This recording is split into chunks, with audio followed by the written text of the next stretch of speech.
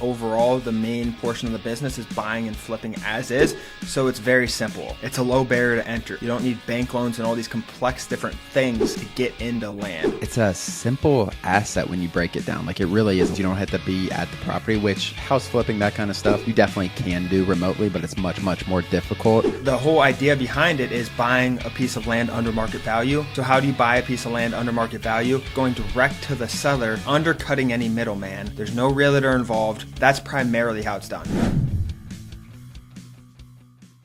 Welcome back, everyone. Today's episode, we're going to walk you guys through the land flipping blueprint. What is land flipping? This is going to cover a lot of the basics, a lot of the fundamentals of what it is, why people should get into it, what it can do for you, and everything about land flipping, because it's a hot commodity right now, Ron. Lots of people joining it, lots of people getting into it for the same reasons we are. Yeah, I love this. Reaching some new people with this. People who have been here just breaking down the business model, 101 type stuff, but I'm excited to get to this. So let's just define land flipping, Ron, and then I think we start by talking about why we got into land flipping, but define what it is and what it means. Yeah. I mean, I think it's flipping anything is buying something and then reselling it for more. There can be a lot in between that, but at the basis, it is buying something, whether it's a shoe or a piece of land or a house. Buying something, I think flipping is buying something and selling it for more, or ideally selling it for more. I guess you could lose money on these, but yeah, buying a piece of land and selling it for more. And so essentially, you're buying a piece of land under market value. So you're not going to the MLS a lot of times, which is the I think you start defining it too much, and that I think you say under market value, and you're assuming stuff. But at the end of the day, it's flipping is buying something, reselling it.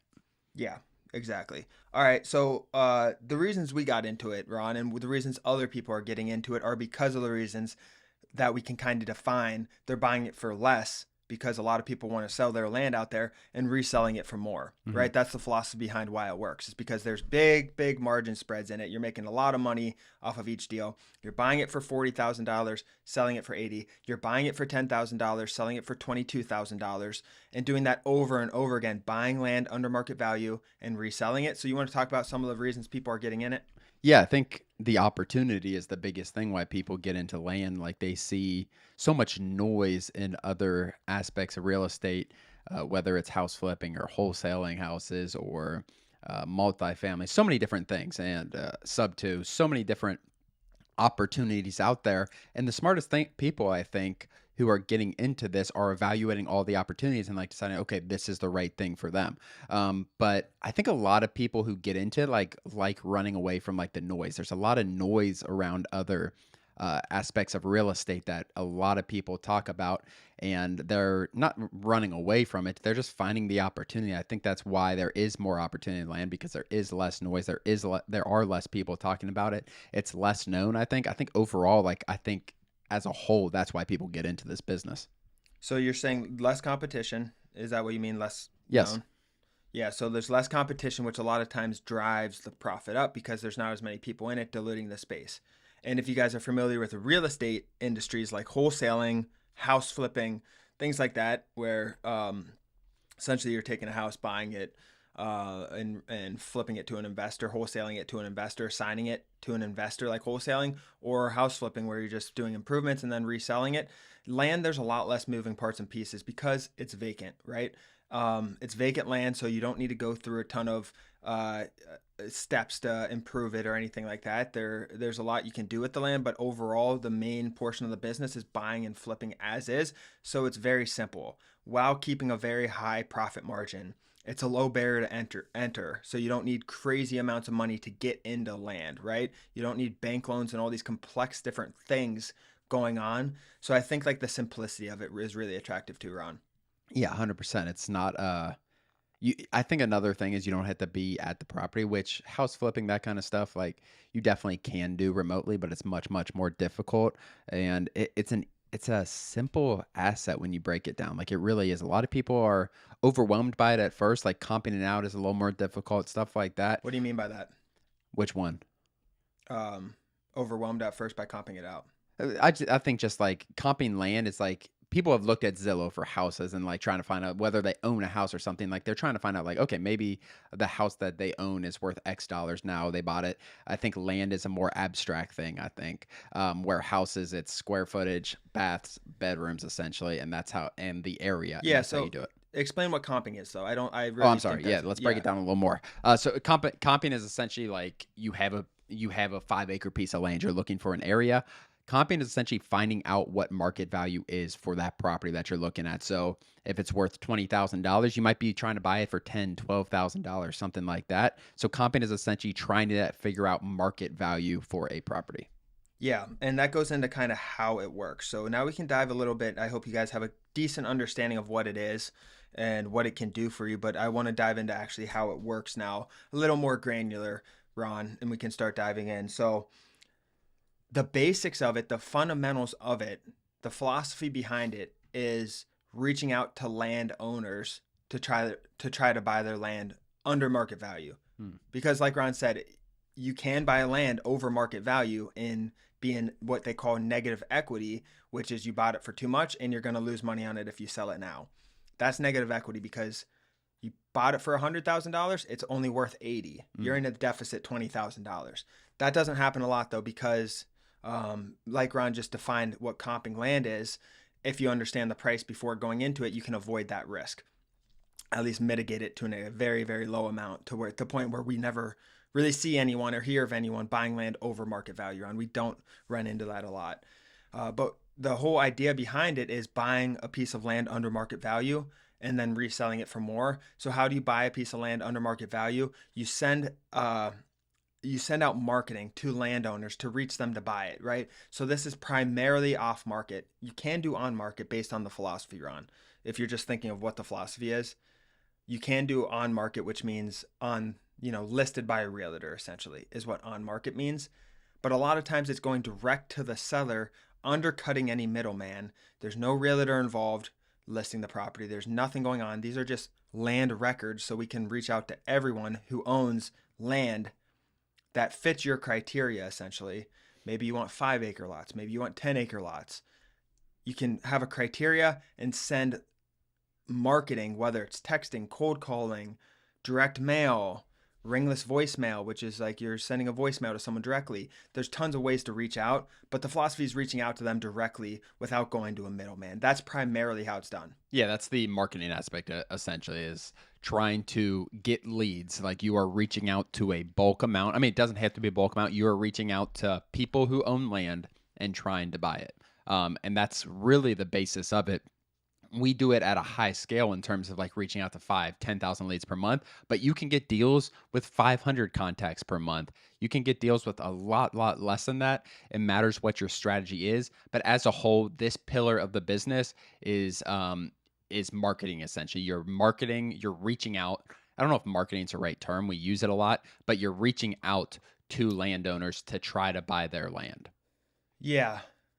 And that whole process in general is like acquisitions is what it's called. We So have that you're as kind of a separate pillar, Dan, acquisitions, where, because acquisitions, you start to have like, we can start talking about that. Acquisitions, you have like due diligence in it. You have negotiation in it. So yeah, going from that, okay, so you reached out to 500 people who own land. That's the marketing aspect. However you did it, now you have maybe 20, 25 leads. It depends what your strategy is. And now the next phase is, the next pillar is acquisitions, which is due diligence. So let's find out as much as we can about the land. You're comping at this point, figuring out what it's worth before you actually buy it. You might be finding out funding at this point, and we're probably getting advanced on this, Dan. But you're also negotiating with the sellers. So you have leads come back, and now you're negotiating, trying to actually get to the acquisition where you're actually buying the property. So to simplify it, Ron's saying marketing gets you the leads and acquisitions pretty much closes the deal. It's when you So your are, yep. acquisition's like your sales hat on, right? And then your marketing's like, okay, I need leads. What are leads? That's an interested seller that owns land, an interested landowner that wants to sell his land potentially. That's a lead, right? Marketing's ads. Like it's like any yeah, business. it's like ads. It's getting as many of those as possible for your acquisitions team, which is you a lot of times. So you go from marketing and then you put your acquisitions, your sales hat on, trying to close those deals, do the due diligence, get it acquired, all of that stuff. Very, very simple. I don't want to overcomplicate it, right? You're sending text cold calling, mail, whatever method you want. A lot of times it's mail, texting, cold calling, to get leads that are interested in selling their land. And then you're trying to negotiate with them and get at the lowest possible price so that you can buy it for that $30,000, for example, and resell it for that $60,000. And that's the game of this business that we do over and over and over again. And the reason a lot of people who are new are going to ask, why would someone sell their land for $20,000 when it's worth $40,000? Do you want to go into that, Ron? Yeah. So you want to get in that part? Yeah, we can get in that part. So I think the it should be seller's addressed. motivation. So seller's motivation, a lot of times in this business, the sellers sell to us for a discount because of how illiquid land is. I think that's the number one thing. Like them selling their land for full market value is very difficult, especially when you're talking about, Explain these a little bit deeper. yeah. So especially, let's say Illiquid. you own a property and it's worth $30,000. If you put it on the market correctly, it might take 6, 7 months to sell for $30,000. The issue is you have a property for $30,000. Who's going to sell that property? So you're a seller, you live in rural Georgia, and your property's up in North Carolina. You got to reach out to realtors. What is a realtor going to say when you're asking them to list the property for $30,000? There's no money in it for them. Realtors make money based on a percentage of what the property is going to sell for. So $30,000, they're not going to make any money. So you have a bunch of realtors that say no to you. And then you get this offer in the mail for $14,000, $15,000, $16,000, and we send an offer to you, or we talk to you on the phone. We say, I can get you $15,000. Give me 2 weeks. I'll get you that $15,000. That is at scale. That is why people sell to us. It's the speed that we can get them cash. Before we get back to the show, guys, make sure to leave us a comment and hit that subscribe button and turn on the notifications. Ron and I read through every single comment individually. It helps us plan our 2025, our topics, what you guys want to hear, and helps us improve the show. It means a lot, guys, and let's get back to the show.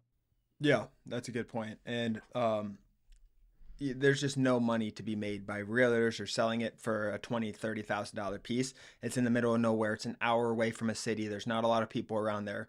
So it can be really hard to sell. That is what the term illiquid means. It's hard to sell.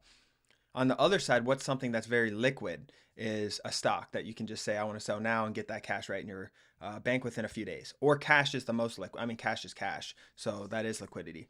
So the closest you can get to having actual cash, the more liquid it is. And that's what Ron meant by that. Real fast, Dan. And I know we'll probably talk about this.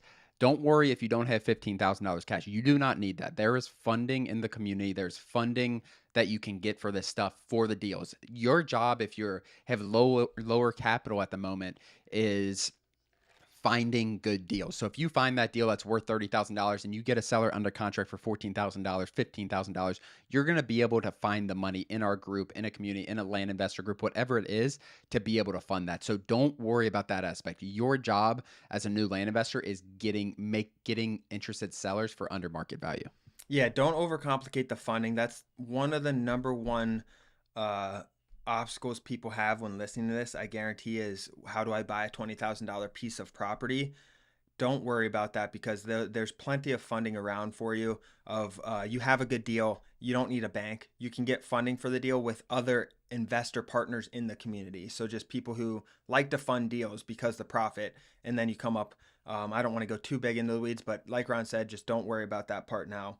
So I think we have an idea, Ron, of the business model, how to get leads, selling it. The one thing also is, so we're talking about it being a liquid, but the thing is, it's when you have the skill of selling a property, right? So you bought it and you need to sell it. That's called disposition, disposing the property. Like think of a garbage disposal. You want to get rid of it. So when you're disposing the property, when you're selling it, there's ways to make it more liquid. And we have good formulas to sell this property for $40,000 that we bought for $20,000. We get great pictures of the property. We spice up the pictures. We have great descriptions. We list it at a great price, and we put it everywhere for them to see. Facebook Marketplace, Craigslist, the MLS. So we're trying to take that asset and create a more desirable bundle and put it up to make it more liquid to get us our cash faster, The essentially. way we market, we can make things liquid. I know I said initially like it's an illiquid asset. It's an illiquid asset for someone who lives 1,000 miles from their land and doesn't know how to sell land. Like that's what Hmm. makes it illiquid. You get it in our hands, you get it in other successful land investors' hands, it becomes a very, very liquid It's asset. not that complicated once you understand it. For sure. But I don't really have anything more to add, Ron. What do you got? No, I think that's the basis of it, guys. We wanted to keep this very 101 for you so we can kind of compare it as Too many people people are getting distracted. This is more 100%. of like here's the philosophy behind it. How you go about it is almost irrelevant. It's to test out. Learning like it really is. It's a marketing. So you have ads part, which is your marketing, and you're not actually using ads or paid ads. Some people do. I'm not a huge fan of it, but you have the marketing. You reach out to sellers. Okay. You negotiate, you acquire the land, and then you sell. Like that is in a Simple. nutshell what this business model is. You can become great at those three things. You're going to do extremely well in this business. Other than that, guys, appreciate you guys listening. If you guys have any questions, put it in the comments below in YouTube. Hit the subscribe button. Other than that, thank you so much. We'll see you guys next time. Thanks for joining, guys. As always, thank you for joining. Please do us a huge favor and like and subscribe our YouTube channel and share this with a friend. It really means the world to Ron and I, but more importantly, it could help change the life of someone else. Thanks for joining, and we'll see you next episode.